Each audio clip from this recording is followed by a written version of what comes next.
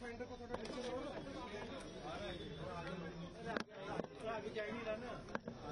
ऊंची करके लगाना हाथ खड़ा करके आएंगे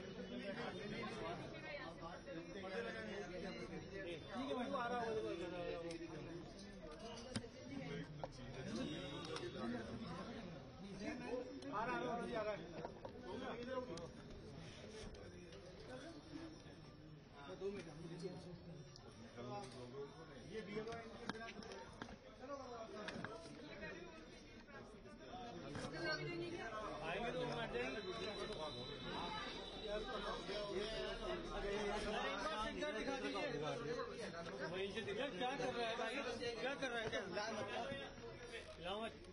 सर, एक बार दिखा दीजिए सर, एक बार फिर से अरे यार ये नीचे कर लो यार, आगे खड़े हो सर, नीचे कर लो भाई, सर फिंगर दिखा दीजिए। Thank you.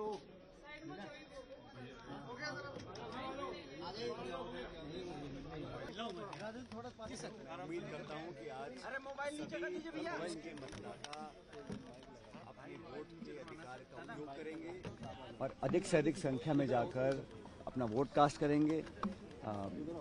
मैं उम्मीद कर रहा हूँ कि इस बार अच्छा निर्णय जनता लेगी और हम लोगों के काम को, हमारी परफॉर्मेंस को और पार्टी की जो सोच है उसको ध्यान में रखकर आकलन करने के बाद सही निर्णय जनता लेगी, ऐसा मैं मानता हूँ। विवाद बदलेगा सर इस बार 5 साल में? मुझे लगता है कि इस बार जनता चाहती है कि कांग्रेस पार्टी की सरकार दोबारा बने और जो भाजपा का अंदरूनी बिखराव रहा, जो उनकी परफॉर्मेंस रही पिछले 5 साल एज ऑपोजिशन, उसको भी लोग देख रहे हैं और हम लोगों का जो देश भर में आज जो कार्यकर्ताओं में उत्साह बढ़ा है, जो नई ऊर्जा के साथ काम कर रहे हैं, हाल ही में हम लोगों ने सरकार बनाई है कर्नाटक में, हिमाचल में, उसका भी लाभ हम लोगों को मिलेगा और पार्टी, हमारी सोच, हमारा जो आगे का विजन है प्रदेश के लिए 5 साल का, उसको लोग आंक रहे हैं, देख रहे हैं। भारतीय जनता पार्टी ने 5 साल यहाँ विपक्ष की भूमिका निभाने में नाकाम रहे हैं, इसलिए मुझे पूरा विश्वास है कि भारी बहुमत के साथ हम लोग यहाँ सरकार बना पाएंगे। सर, इस बार पीएम मोदी खुद जनसभा करने के लिए उतरे थे, क्या असर देखने को मिल रहा है?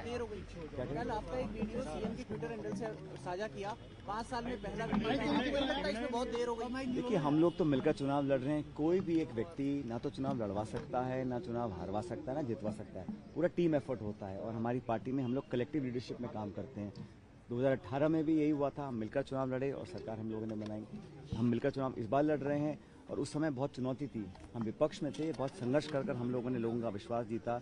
हम 21 विधायक रह गए थे 200 में से, 5 गुना हमारी सीट बढ़ी, हम सरकार बनाने में कामयाब रहे। इस बार हम सरकार में हैं, हमारे पास प्लेटफॉर्म था, हम डिलीवर कर पाए हैं, लोगों की संसाधनों से लोगों की मदद कर पाए हैं, तो इसलिए थोड़ा काम आसान है।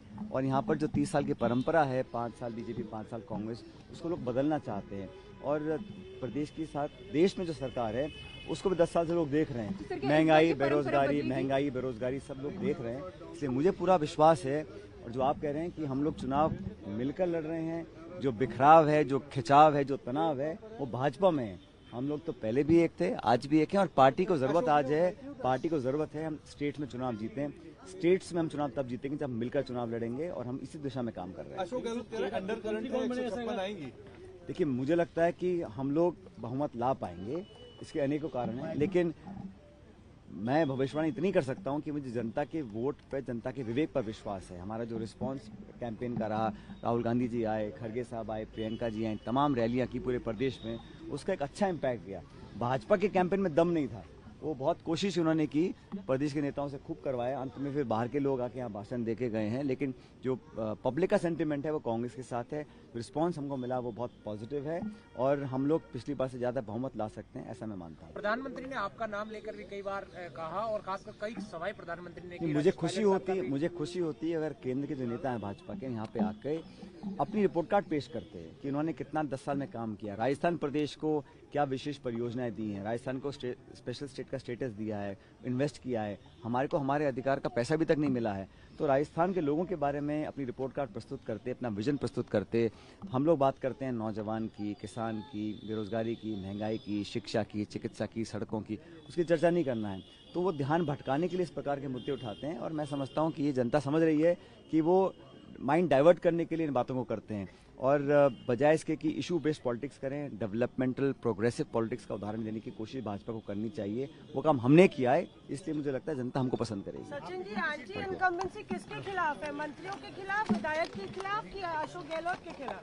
ये लोग सब ऐसा खुद कह रहे है, हैं। एंटी इनकम्बेंसी थोड़ी बात अगर होती भी है तो लोग लार्जर जो पर्सपेक्टिव है उसमें लोग समझते हैं कि यही पार्टी, ये विचारधारा बेहतर है। मुख्य मुकाबला दोनों पार्टी के बीच में है, कांग्रेस और बीजेपी, और यहाँ पर राजस्थान में दो ही प्रमुख दल हैं। लेकिन जो एंटी इनकम्बेंसी है वो भाजपा, क्योंकि 10 साल से केंद्र में है, उनकी भी कार्यशैली को लोग देख रहे हैं। आज जो कमर तोड़ महंगाई हो गई है, जो शिक्षित बेरोजगार घूम रहे हैं, वो सब कहीं ना कहीं तो ब्लेम करेंगे ना केंद्र सरकार को कि 2 करोड़ का आपने रोजगार देने का वादा किया था। इसलिए मुझे लग रहा है कि सारे फैक्टर्स जनता आकलन कर रही है और मूल्यांकन करने के बाद हमारे पक्ष में मतदान आज होगा, ऐसा मैं मानता हूँ। दोनों तरफ से रिबेल बहुत सारे मैदान में, नहीं, हम कोई 2, 4, 5 जगह लोग खड़े हैं, लेकिन अंत में हम लोग कंफर्टेबल मेजोरिटी लेकर आएंगे।